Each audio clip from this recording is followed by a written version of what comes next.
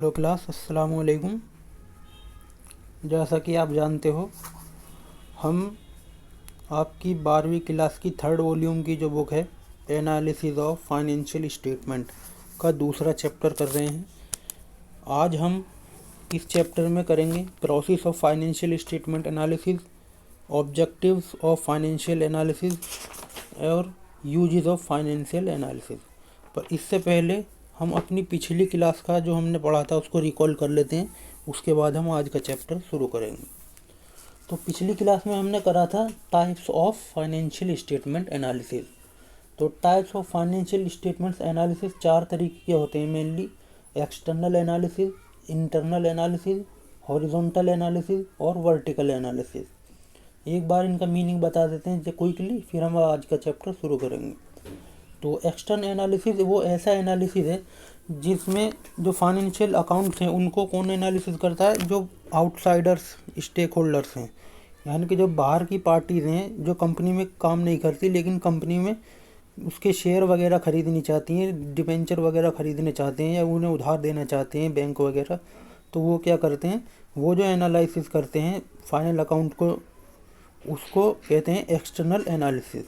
यानी ऐसा analysis financial statements का जो थर्ड पार्टी करती है, जो आउटसाइडर्स ऑफ कंपनी करते हैं। जैसे क्रेडिटर हो गया, आपका डेटर हो गया, बैंक एंड फाइनेंशियल इंस्टीट्यूशन हो गई, रिसर्चर्स हो गए, पब्लिशर हो गए, गवर्नमेंट हो गई, इस तरीके से। दूसरा है इंटरनल एनालिसिस। इंटरनल एनालिसिस में क्या होता है, जो फाइनेंशियल स्टेटमेंट का एनालिसिस किया जाता है वो कंपनी के इंटरनल लोग करते हैं। जैसे कंपनी के मैनेजर्स, कंपनी के डायरेक्टर्स, कंपनी के एम्प्लॉय और कंपनी के ओनर, ये जब एनालिसिस करते हैं तो ये इंटरनल एनालिसिस कहलाता है। तीसरे नंबर पे था हॉरिजॉन्टल एनालिसिस। हॉरिजॉन्टल एनालिसिस का मतलब होता है टाइम सीरीज एनालिसिस से। यानी कि हम इसमें क्या करते हैं, एक से ज़्यादा अकाउंटिंग पीरियड लेते हैं और उसमें किसी कंपनी के क्या फाइनेंशियल परफॉर्मेंस रही है बेस ईयर, उसमें बेस ईयर से करंट ईयर की तुलना की जाती है और इसी तरीके से बेस, किसी ईयर को बेस मानकर किसी भी साल से उसकी तुलना की जा सकती है। तो ऐसा एनालिसिस जिसमें हम एक से ज़्यादा अकाउंटिंग पीरियड के फाइनेंशियल स्टेटमेंट लेते हैं और उनकी तुलना करते हैं, तो वो कहलाता है हॉरिजॉन्टल एनालिसिस। वर्टिकल एनालिसिस क्या होता है? वर्टिकल एनालिसिस में होता है ऐसा एनालिसिस जो हम टाइम पीरियड तो जिसमें हम एक ही लेते हैं लेकिन उसमें हम क्या करते हैं, एक से ज़्यादा फर्म ले लेते हैं या एक ही फर्म के एक से ज़्यादा डिवीज़न ले लेते हैं। यानी कि इसको एक तरीके से इंट्रा फर्म, इसको एक तरीके से जो है इंटर फर्म एनालिसिस भी कह सकते हैं। तो इंटर फर्म एनालिसिस क्या होता है, इसमें दो या दो से ज़्यादा फर्म की तुलना की जाती है। जैसे अगर हम दो कंपनियों के फाइनेंशियल स्टेटमेंट ले लें और उनकी तुलना करें तो ये हमारा क्या होगा, वर्टिकल एनालिसिस का एक हिस्सा होगा। इसके बाद हमने डिफरेंस देखे थे और इंट्रा फर्म और इंटर फर्म एनालिसिस का मतलब समझा था। इंट्रा फर्म का मतलब यही होता है, इंट्रा फर्म एक तरीके से टाइम सीरीज एनालिसिस ही होता है और जो इंटर फर्म एनालिसिस होता है उसको क्या कहते हैं, हम क्रॉस सेक्शनल एनालिसिस भी कहते हैं। इंट्रा फर्म में हम एक ही फर्म के अलग अलग अकाउंटिंग पीरियड की तुलना करते हैं और इंटर फर्म एनालिसिस में हम एक ही अकाउंटिंग पीरियड के दो या दो से ज़्यादा फर्मों की तुलना करते हैं। तो ये क्लास हुई पिछली। अब हम बात करते हैं आज के चैप्टर की। आज का जो हमारा टॉपिक है उसमें हम पहले पढ़ेंगे process of financial statement analysis, दूसरा पढ़ेंगे ऑब्जेक्टिव्स ऑफ फाइनेंशियल एनालिसिस और तीसरा पढ़ेंगे uses of financial analysis.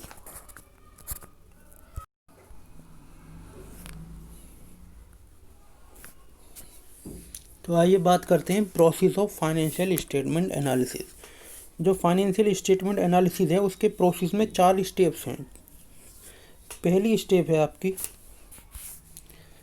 Rearrangement of financial statement analysis. इसमें क्या होता है, सपोज करिए हम किसी दो कंपनी की तुलना कर रहे हैं और हम उन दोनों की तुलना किस आधार पर कर रहे हैं, उनके डेट इक्विटी रेशो से कर रहे हैं। तो हम क्या करेंगे उनके फाइनेंशियल स्टेटमेंट जो हैं दोनों के वो लेंगे और उनमें से हम डेट इक्विटी रेशियो निकालने के लिए जो जो आइटम हमें चाहिए उनको एक अलग उनका एक अलग ग्रुप बना लेंगे और उनको कैलकुलेट करेंगे। उसके बाद हम क्या करेंगे, डेट और इक्विटी रेशो का जो फॉर्मूला है उसको लागू करेंगे और दोनों की डेट इक्विटी रेशो निकाल लेंगे और फिर हम उनकी तुलना करते हैं। या इसी तरीके से अगर हम ग्रॉस प्रॉफिट रेशो निकालना चाहते हैं दो कंपनियों का, तो हम क्या करेंगे, उस कंपनी की जो सेल्स है उससे संबंधित आइटम लेके हम नेट सेल निकालेंगे और ग्रॉस प्रॉफिट निकालेंगे। ग्रॉस प्रॉफिट कैसे निकलता है, sale minus cost of goods sold. तो इस तरीके से ग्रॉस प्रॉफिट निकालेंगे और हम उन दोनों की फिर तुलना करेंगे। तो इस स्टेप में क्या होता है, बेसिकली जो आइटम हमें चाहिए एनालिसिस के लिए, जैसे हम ग्रॉस प्रॉफिट निकालना चाहते हैं दोनों फर्मों का, तो हमें क्या क्या आंकड़े चाहिए, एक तो ग्रॉस प्रॉफिट और एक सेल्स। तो इन दोनों को हम कैटेगराइज कर देते हैं अलग अलग, ग्रॉस प्रॉफिट को और सेल को, इनको निकाल लेते हैं इनकी वैल्यू। तो ये कहलाता है रीअरेंजमेंट ऑफ फाइनेंशियल स्टेटमेंट। इसके बाद आता है आपका डेरिवेशन ऑफ कंपेरेटिव डाटा। इसमें हम क्या करते हैं, सपोज करो एक कंपनी के तो हमने निकाल लिए डाटा, जैसे हम उदाहरण के लिए ग्रॉस प्रॉफिट रेशो निकाल रहे थे, तो हमने क्या करा, एक कंपनी के ग्रॉस प्रॉफिट निकाल लिया हमने और उसकी रेवेन्यू देख ली टोटल कितनी है। इन दो से हमारा ग्रॉस प्रॉफिट रेशो निकल जाएगा। अब बात आएगी तुलना की, तो तुलना करने के लिए हमें एक और चाहिए। अब या तो एक ही कंपनी के दूसरे अकाउंटिंग पीरियड के डाटा लेंगे सेम, या अगर अकाउंटिंग पीरियड हमारा सेम है तो हम क्या करेंगे, दूसरी कंपनी के सेम डाटा लेंगे। यानी कि अगर एक कंपनी के पहले हमने क्या करा, पहली स्टेप में हमने पहली कंपनी के ग्रॉस प्रॉफिट और सेल को निकाल लिया, फिर दूसरी स्टेप में हम क्या करेंगे, जिससे हम कंपेयर करेंगे उन डाटा को, उसके भी ग्रॉस प्रॉफिट और सेल्स को निकाल लेंगे। तो ये चीज़ होती है दूसरी स्टेप में, यानी डेरिवेशन ऑफ कंपेरेटिव डाटा। इसके बाद जो तीसरा स्टेप है वो है एनालिसिस।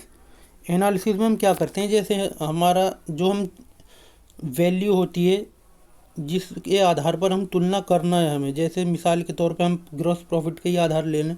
अगर हमें ग्रॉस प्रॉफिट से एनालिसिस करना है तो हम क्या करेंगे, ग्रॉस प्रॉफिट का फॉर्मूला लगाएंगे और उनको ग्रॉस प्रॉफिट रेशो दोनों का निकाल लेंगे।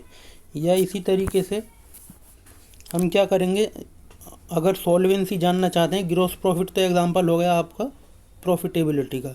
अब अगर हम डेट इक्विटी रेशो जानना चाहते हैं, शोधन क्षमता जानना चाहते हैं, सॉल्वेंसी रेशो जानना चाहते हैं, तो हम क्या करेंगे, उस सॉल्वेंसी रेशो को निकालने के लिए जो फार्मूला लगता है उस फार्मूले के लगाएंगे और उस फार्मूले के जो आइटम्स हैं उनकी वैल्यू पुट करेंगे और सॉल्वेंसी रेशो निकाल देंगे। जैसे हम डेट इक्विटी रेशो अगर निकालें तो हम क्या करेंगे, लॉन्ग टर्म डेट एक तरफ इकट्ठा कर लिया हमने पहली स्टेप में, और उस पहली स्टेप में जो हमने डाटा इकट्ठा कर लिया, तीसरी स्टेप में उसको कैलकुलेट करेंगे, जिसलिए वो डाटा इकट्ठा किया है, रीअरेंज किया है, उसकी वो वैल्यू निकाल देंगे। यानी कि पहली स्टेप में हमने क्या करा था, हमने डेट और इक्विटी निकाल ली थी, दूसरी में हमने दूसरी कंपनी की डेट इक्विटी निकाल ली थी। अब तीसरी स्टेप में हम क्या करेंगे, फॉर्मूला लगा के उसकी वैल्यू निकाल देंगे और दोनों की वैल्यू निकाल देंगे, दोनों फर्मों की। तो ये क्या चीज़ है, ये एनालिसिस है, इसको कहते हैं एनालिसिस करना। इसी तरीके से अगर हम लिक्विडिटी नहीं जानना चाहते हैं दोनों कंपनियों की, तो हम क्या करेंगे, दोनों कंपनियों के लिक्विडिटी रेशो निकाल लेंगे। लिक्विडिटी रेशो कौन से होते हैं, जिसको हिंदी में तरलता अनुपात भी कहते हैं। तो लिक्विडिटी रेशो में आता है आपका करंट रेशो और एसिड टेस्ट रेशो या क्विक रेशो। तो करंट रेशो में क्या आता है, करंट असेट और लाइबिलिटी, करंट लाइबिलिटी। तो हम क्या करेंगे, करंट असेट और करंट लाइबिलिटी का वैल्यू तो हमने पहली स्टेप में निकाल ली, दूसरी स्टेप में हमने उसकी दूसरी कंपनी की करंट असेट और करंट लाइबिलिटी निकाल ली, तीसरी स्टेप में हम क्या करेंगे, उस फॉर्मूले को पुट कर देंगे और उसकी वैल्यू फॉर्मूले में डाल देंगे और कैलकुलेट कर देंगे उसको, करंट रेशो को। तो ये क्या आ जाएगा हमारा, एक तरीके से हम ये क्या कर रहे हैं, हम एनालिसिस कर रहे हैं। इसके बाद इसी तरीके से क्या है, सारे जो हमें वैल्यू जिनकी भी निकालनी है, अगर हमें प्रॉफिटेबिलिटी निकालनी है तो प्रॉफिटेबिलिटी के रेशो सारे निकाल लेंगे, और सॉल्वेंसी निकालनी है तो सॉल्वेंसी के रेशो निकाल लेंगे सारे, लिक्विडिटी जाननी है तो करंट रेशो या एसिड टेस्ट रेशो निकाल लेंगे। तो ये है तीसरी स्टेप। इसके बाद आती है चौथी स्टेप, इंटरप्रिटेशन। इंटरप्रिटेशन में क्या होता है, जो वैल्यू हमने एनालिसिस में निकाली है, मिसाल के तौर पे दो कंपनी है, कंपनी ए कंपनी बी। कंपनी ए का जो हमने ग्रॉस प्रॉफिट निकाला है वो है 10%, और कंपनी बी का जो ग्रॉस प्रॉफिट निकाला हमने, ग्रॉस प्रॉफिट रेशियो निकाला तीसरी स्टेप में, वो है 15%। तो ये तो है हो गया आपका एनालिसिस, हमने वैल्यू कैलकुलेट कर ली।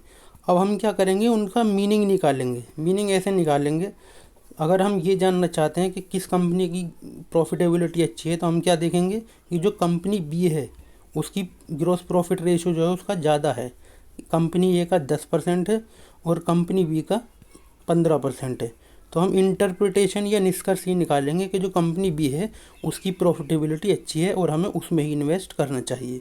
तो ये होता है इंटरप्रिटेशन में, यानी कि हम उसका निष्कर्ष निकालते हैं उससे, जो हम जिस उद्देश्य से हम कैलकुलेट करा है हमने प्रॉफिटेबिलिटी या सॉल्वेंसी रेशो को, उस उद्देश्य को पूरा करते हैं, उसके संबंध में डिसीजन लेते हैं इंटरप्रिटेशन में। तो ये 4 स्टेप होती हैं आपकी process of financial statement analysis में। अब हम देखेंगे जो ऑब्जेक्टिव्स कौन कौन से होते हैं फाइनेंशियल स्टेटमेंट एनालिसिस के, यानी कि हम जो फाइनेंशियल स्टेटमेंट का एनालिसिस करते हैं वो क्यों करते हैं। पहला पॉइंट है टू मेज़र प्रॉफिटेबिलिटी। जैसे भी हमने पहले अभी बात की पीछे कि जो हम क्या जानना चाहते हैं, अगर प्रॉफिटेबिलिटी जानना चाहते हैं तो हम क्या करेंगे, उनके प्रॉफिटेबिलिटी के जो रेशियोज हों, जैसे ग्रॉस प्रॉफिट रेशो है, नेट प्रॉफिट रेशो है, ऑपरेटिंग रेशो है, ऑपरेटिंग प्रॉफिट रेशो है, इनको ज्ञात करेंगे, इनकी वैल्यू की कैलकुलेशन करेंगे। तो ये क्या होता है, हमारा एक ऑब्जेक्टिव होता है कि हम जिस कंपनी से हम डील करना चाहते हैं उस कंपनी की हम प्रॉफिटेबिलिटी देखना चाहते हैं, ताकि अगर हमें उस कंपनी के शेयर खरीदने हैं तो हमें ये पता चल सके कि उन शेयर पर डिविडेंड मिलेगा या नहीं मिल पाएगा, या उसकी रीपेमेंट हो पाएगी या नहीं हो पाएगी। तो इसलिए क्या करते हैं, एनालिसिस जो करते हैं पार्टीज़ इसलिए करती हैं क्योंकि वो अपने हित को पूरा करने के लिए कंपनी की जो प्रॉफिटेबिलिटी है उसको जान सकें और उस प्रॉफिटेबिलिटी के आधार पर अपने स्टेक को फुलफ़िल कर सकें। दूसरा ऑब्जेक्टिव है to measure managerial efficiency.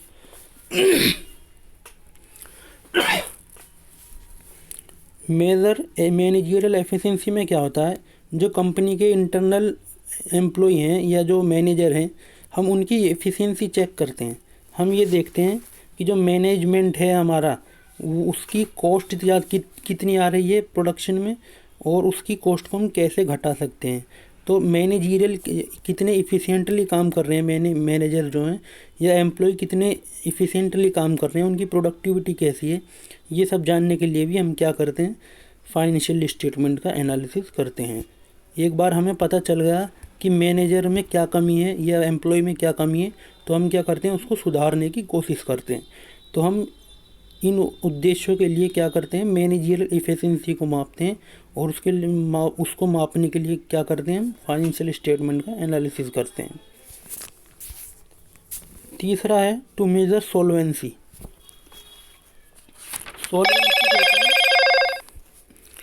Solvency का मतलब होता है कि किसी कंपनी में उसके डेट पे करने की जो ताकत है, जो क्षमता है, वो सॉल्वेंसी कहलाती है।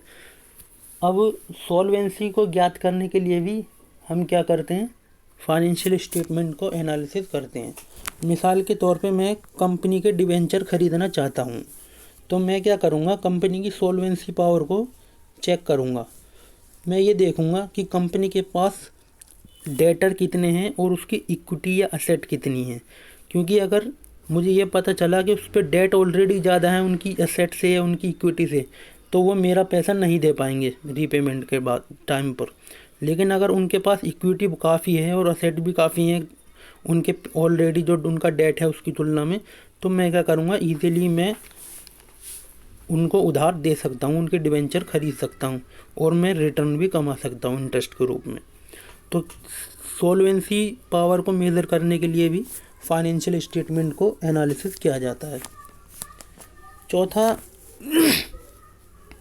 चौथा जो आपका ऑब्जेक्टिव है वो है कंपैरिजन।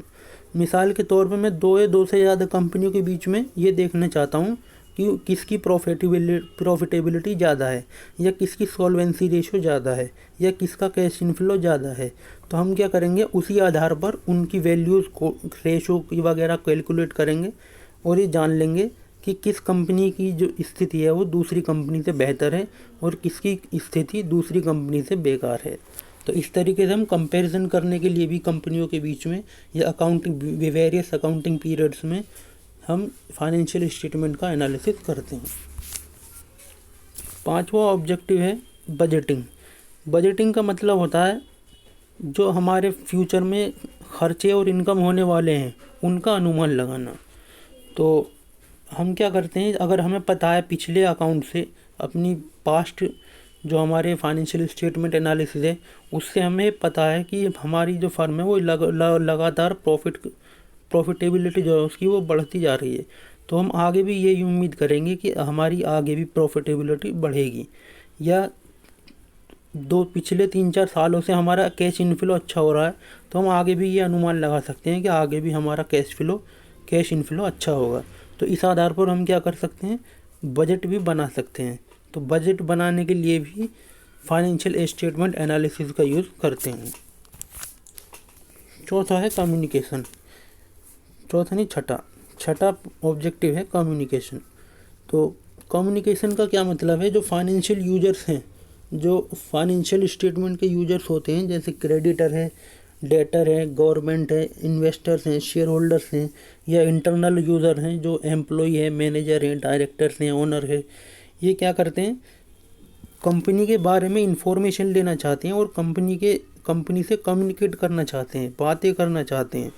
तो बातें करने का यह मतलब है कि वो क्या करते हैं, जो इन्फॉर्मेशन उन्हें चाहिए, जिस पार्टी को भी जो भी इन्फॉर्मेशन चाहिए, चाहे उसे प्रॉफिटेबिलिटी की इन्फॉर्मेशन चाहिए, चाहे उसे सॉल्वेंसी पावर की इन्फॉर्मेशन चाहिए, चाहे उसे लिक्विडिटी की इन्फॉर्मेशन चाहिए, वो सब क्या करते हैं, फाइनेंशियल स्टेटमेंट को एनालिसिस के थ्रू उन इन्फॉर्मेशन को जानने की कोशिश करते हैं। तो फाइनेंशियल स्टेटमेंट एनालिसिस क्या करता है, बिजनेस की जो सूचनाएं हैं, बिजनेस की जो इन्फॉर्मेशंस हैं, उनको कम्युनिकेट करता है उनके यूजर्स को। तो ये थे ऑब्जेक्टिव्स ऑफ फाइनेंशियल स्टेटमेंट। अब हैं आपके यूजेस ऑफ फाइनेंशियल स्टेटमेंट। पहला यूजेस है फाइनेंशियल स्टेटमेंट एनालिसिस का आपका सिक्योरिटी एनालिसिस। तो सिक्योरिटी एनालिसिस का मतलब है यहाँ कि जो कंपनी की सिक्योरिटीज़ होती हैं, जैसे प्रीफरेंस शेयर्स हैं, डिबेंचर्स हैं, बॉन्ड्स हैं, इक्विटी शेयर हैं, ये क्या हैं, कंपनी की सिक्योरिटीज़ हैं।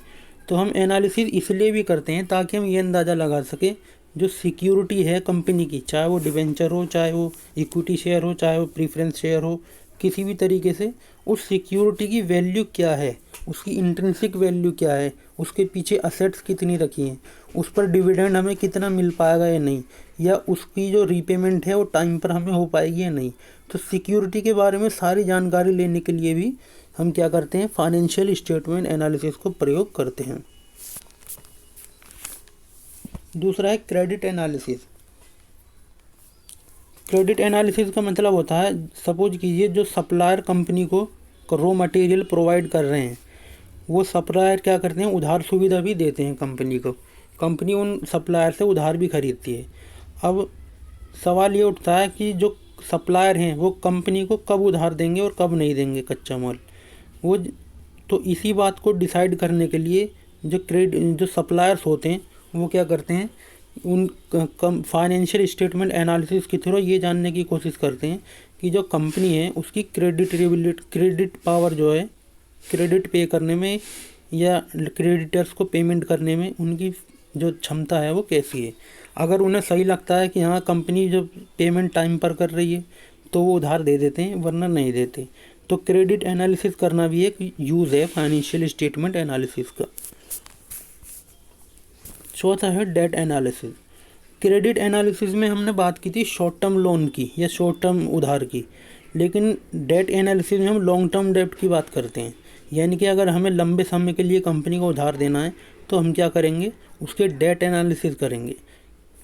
तो डेट का मतलब ये है कि जो लॉन्ग टर्म के लिए अगर हमें उधार देना है या डिबेंचर खरीदने हैं कंपनी के, या लॉन्ग टर्म के लिए लोन देना है कंपनी को, तो हम क्या करते हैं, फाइनेंशियल स्टेटमेंट एनालिसिस के थ्रू हम उसके डेट का एनालिसिस करते हैं कि उसके पास डेट कितना है, उसकी बोरोइंग कैपेसिटी कितनी है कंपनी की, वो हमें रीपेमेंट कर पाएगी या नहीं कर पाएगी, या जो हमारी डेट हमने या लोन दिया है, डिबेंचर खरीदे, उन पर जो हमारा इंटरेस्ट है यानी जो उन पर रिटर्न है वो हमें मिल पाएगा या नहीं मिल पाएगा।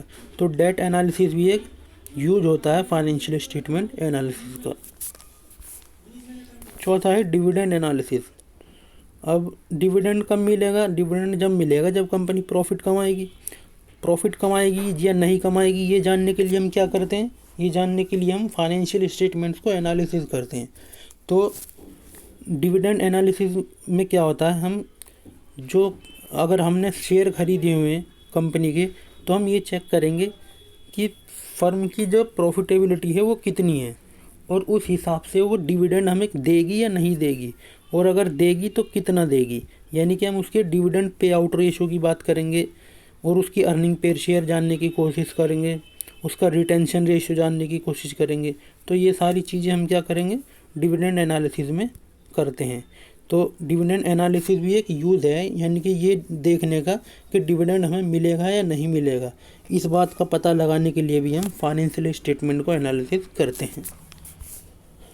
पांचवा है आपका बिजनेस एनालिसिस। बिजनेस एनालिसिस का मतलब ये है कि एक बिजनेस जो होता है वो कई तरह की एक्टिविटी करता है। जैसे HCL है, हिंदुस्तान, नाम याद नहीं आ रहा मुझे अभी, चलो XYZ मान लेते हैं। सपोज करिए कोई भी XYZ कंपनी है, तो वो क्या करती है, ये एक से ज़्यादा बिजनेस में एक से ज़्यादा तरह के प्रोडक्ट बनाती है, एक से ज़्यादा लाइन में बिजनेस करती है। सपोज करिए वो जूते चप्पल भी बनाती है, वो कपड़े भी बेचती है, और वो तुम्हारा डिटर्जेंट भी बनाती है। तो अब क्या बिजनेस एनालिसिस में क्या हम देखते हैं, ये देखते हैं कि भाई जो बिज़नेस है वो किस लाइन ऑफ बिजनेस से ज़्यादा पैसा कमा रहा है, किससे वो नुकसान उठा रहा है। मिसाल के तौर पे मान लो वो डिटर्जेंट के बेचने से उसको ज़्यादा प्रॉफिट नहीं हो रहा, जूते और कपड़ों से ज़्यादा प्रॉफिट हो रहा है। तो बिजनेस एनालिस्ट जो है ये डिसीज़न ले सकता है कि हमें इस लाइन में बिजनेस को बंद कर देना चाहिए, यानी कि डिटर्जेंट बेचना बंद कर देना चाहिए। एक तो इस तरीके से हम क्या करते हैं, बिजनेस को एनालिसिस करते हैं, यानी कि हम बिजनेस की कमज़ोरियों को और उसकी ताकतों को पहचानने की कोशिश करते हैं, और उस हिसाब से बिजनेस से संबंधित डिसीज़न लेते हैं। तो ये बात हुई यूज ऑफ फाइनेंशियल स्टेटमेंट की। आज का चैप्टर यहीं ख़त्म होगा। अगले चैप्टर में हम करेंगे parties interested in financial analysis और limitations of financial statement analysis.